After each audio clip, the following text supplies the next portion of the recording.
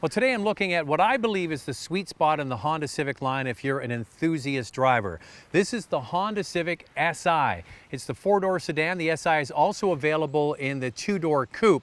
You cannot get it in the hatchback. You get a sport model or the sport touring, but it doesn't have the same engine as this. And of course in the hatch you can get the Type R, which adds another 100+ horsepower. But that's a $40,000 car, and it doesn't have the looks that would ever appeal to me. In fact, I don't think that the hatchback's a great looking Honda Civic. I think that the coupe and the sedan are much better looking, in my opinion. A lot of it comes down to how busy the new Civic is. With the hatchback, you get a blunt rear end, you get all of the black cladding along the bottom of the bumper. Looks like a cheese grater. You get it with this car too, but it seems to integrate a little bit better.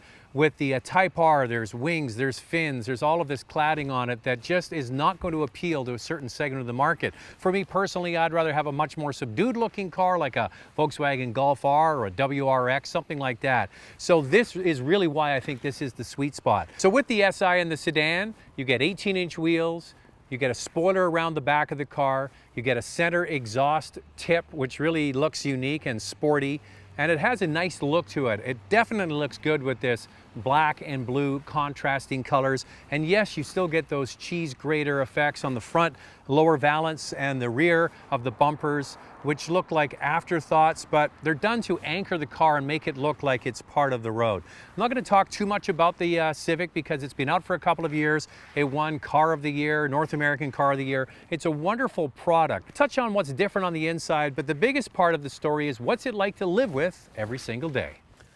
Now, as I mentioned, I'm not going to talk too much about the car generally because it's been out for a couple of years and it's won all kinds of awards.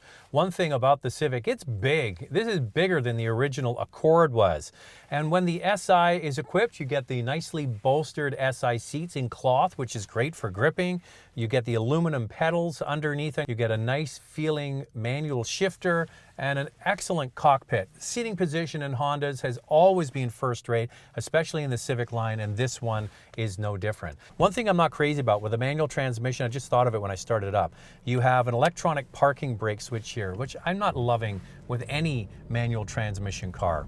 Okay, so 2 generations ago, they used to have a 2-liter, very highly strung engine in the Si. You had to really wind it out. I called it a cat on caffeine. It was like ready to pounce at any time.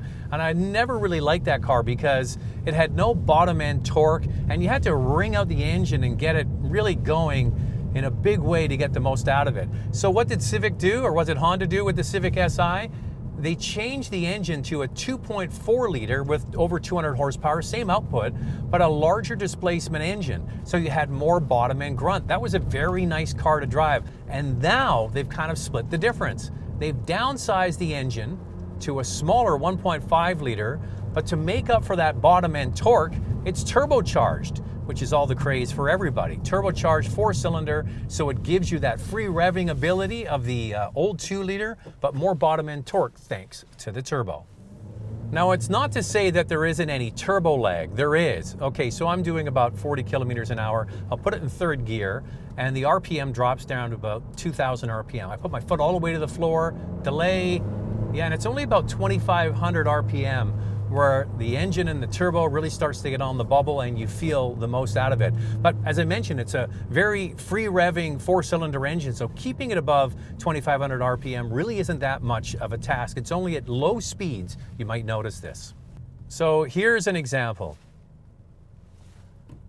Starting off from a light, give it a little bit of throttle, can chirp the front tires, red line into 2nd gear, chirp the tires, and away you go. So this is a car you can absolutely have a lot of fun with if you want to wring the engine out a little bit, but then slow down a little bit and enjoy. You can just cruise along nicely with this car. If you know how to drive manual transmission, this is a car you could live with easily every day. The throws are so velvety smooth. It's got a nice small shifter. It feels good in your hand.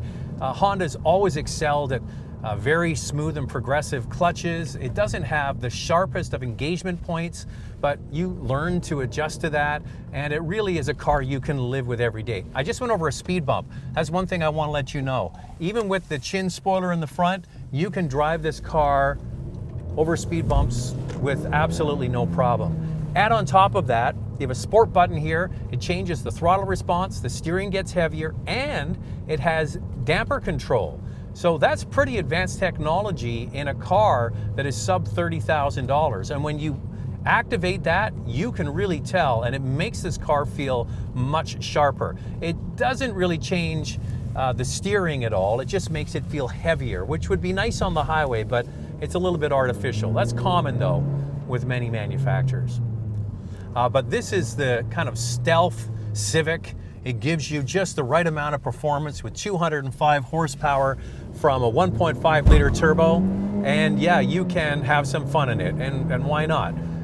It's the kind of car that the more you own it and the more you drive it, the more character you find. And it's also nice to know that you're driving a Honda Civic. So is this the best SI yet? I say that yes, it is. It has a limited slip differential. It has a powerful engine that uses premium gas.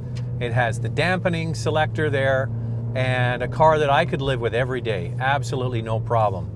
So the Civic Si really is a great daily driver, but it starts at $28,500. As a comparison, you get so much more. You get the 18-inch wheels, you get the spoiler around the back, you get that unique looking exhaust tip, you get the sport button, you get a slightly upgraded interior, and you get more power, but you need to put premium gas in. A couple other comparables. This would compete, I think, closest with the Hyundai Elantra Sport. That starts at $25,000 and goes to $30,000 fully loaded. That car has 201 horsepower and was a real surprise to me when I drove it. And another one to consider is a base model Subaru WRX. It has quite a bit more horsepower at 268, but it also comes with standard all-wheel drive. And you know, you really have to drive them all to see what you like. But if you're looking for a Civic and you like manual, I think this is the sweet spot for a slightly more performance-oriented drive.